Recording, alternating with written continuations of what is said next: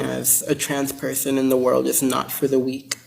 And being black trans, it's not for the weak. It's not for someone that doesn't have a strong foundation.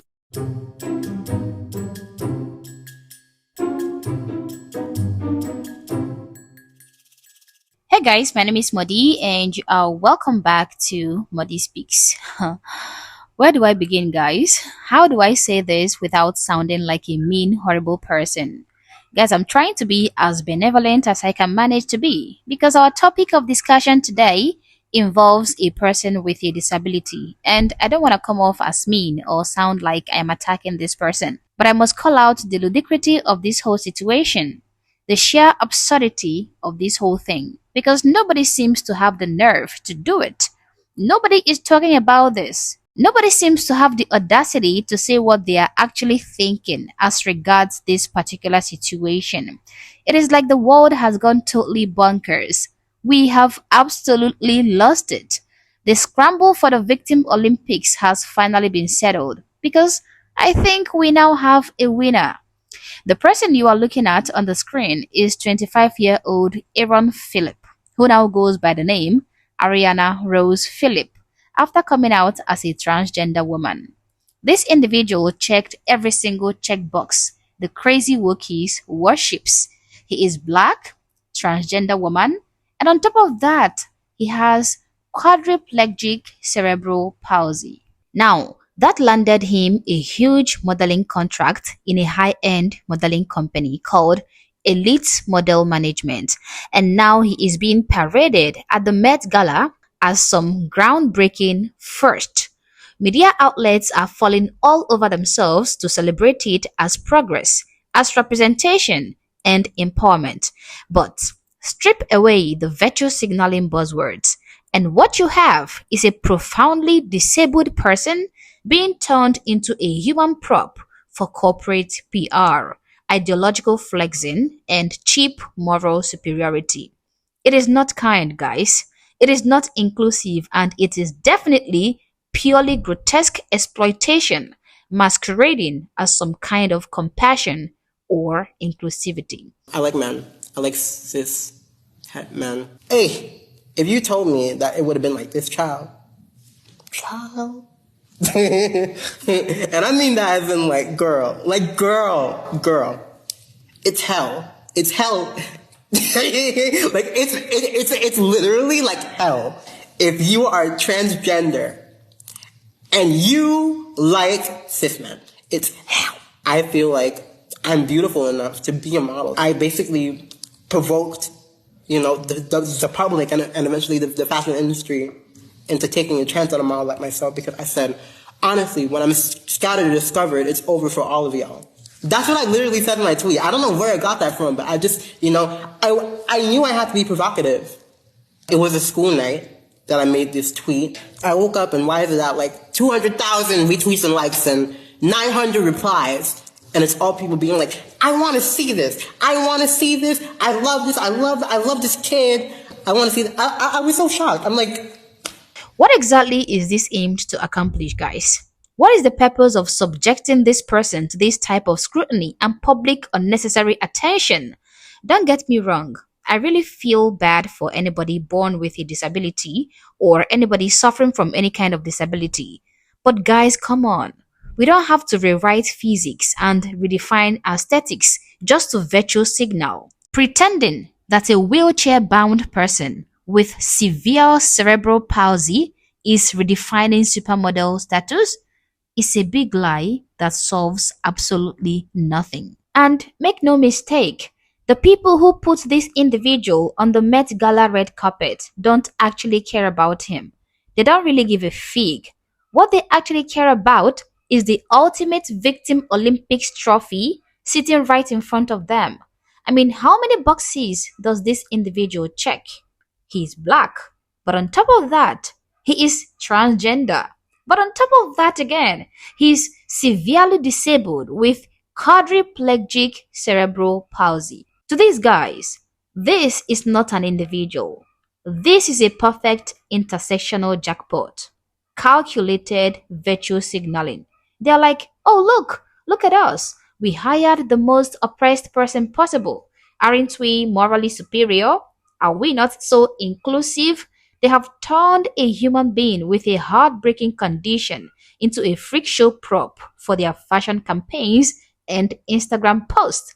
He might feel validated for a short while, yes, and who can blame him for that? I definitely do not blame him. But in the long run, this achieves nothing real. It doesn't improve life for the vast majority of people living with cerebral palsy. It doesn't fund better medical care, assistive technology, pain management, or actual research. It doesn't create realistic opportunities. Telling every disabled person, you too can be a Met Gala model, is a cruel fantasy and it is not empowerment. Instead of parading one tokenized individual for clicks and clout, these institutions should just focus on real solutions, which includes practical support, medical advancement, and treating disabled people with genuine dignity instead of using them as diversity props. Ben Shapiro warned us about this back then when he made that PragerU 5-minute video on intersectionality. I don't know if you guys can remember that video, but this was exactly what he described: a hierarchy of oppression where people and institutions compete to stack the most victim categories. If you're black and also trans and also disabled, well, that equals an unbeatable trump card. The more marginalized boxes the individuals can check, the holier the brand. No one can criticize them without being called bigot or ableist or transphobe or racist and so on and so forth. Ben Shapiro called this years ago. This world has totally gone bonkers, guys. We have all lost it.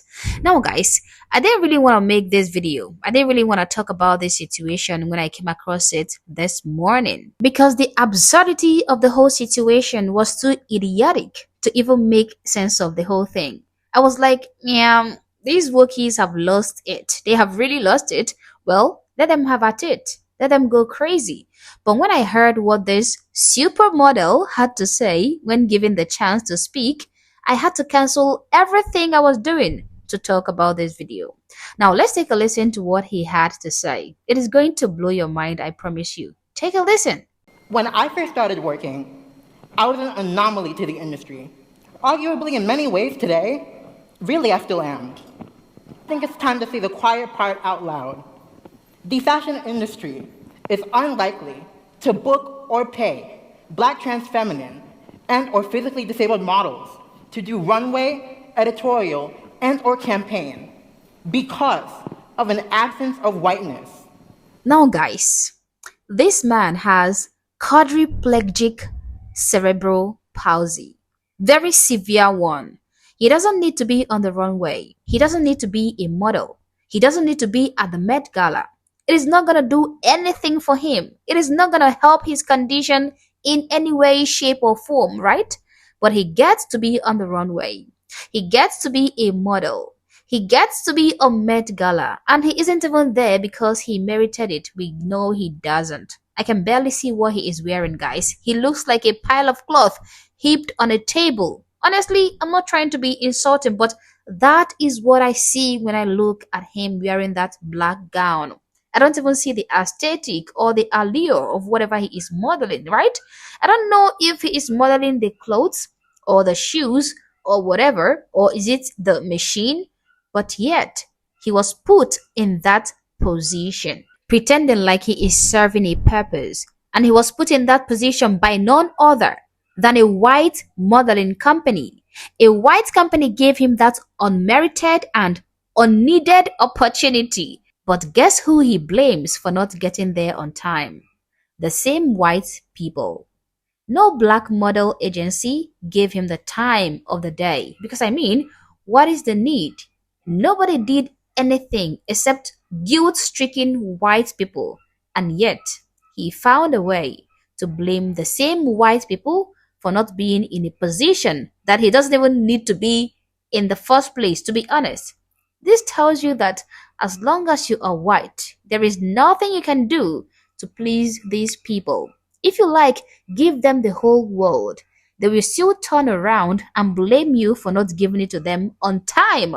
If you still give it to them on time, they will turn around and blame you for also giving it to them on time. There is nothing, and I repeat, absolutely nothing you can do to please them. You are damned if you do, and also freaking damned if you don't.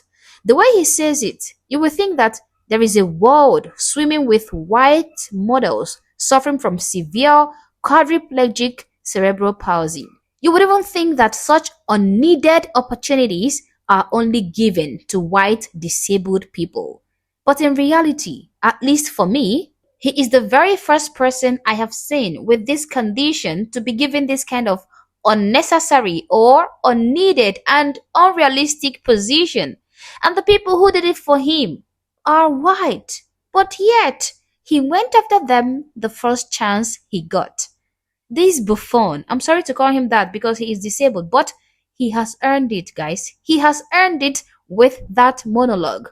This delusional individual did not acknowledge that the reason you don't see individuals in severe pain, physical and medical discomfort like him, people suffering from something like quadriplegic cerebral palsy, being given modeling contracts is simply because there is no need to put them through that kind of torture or stress because it doesn't accomplish anything for these disabled individuals.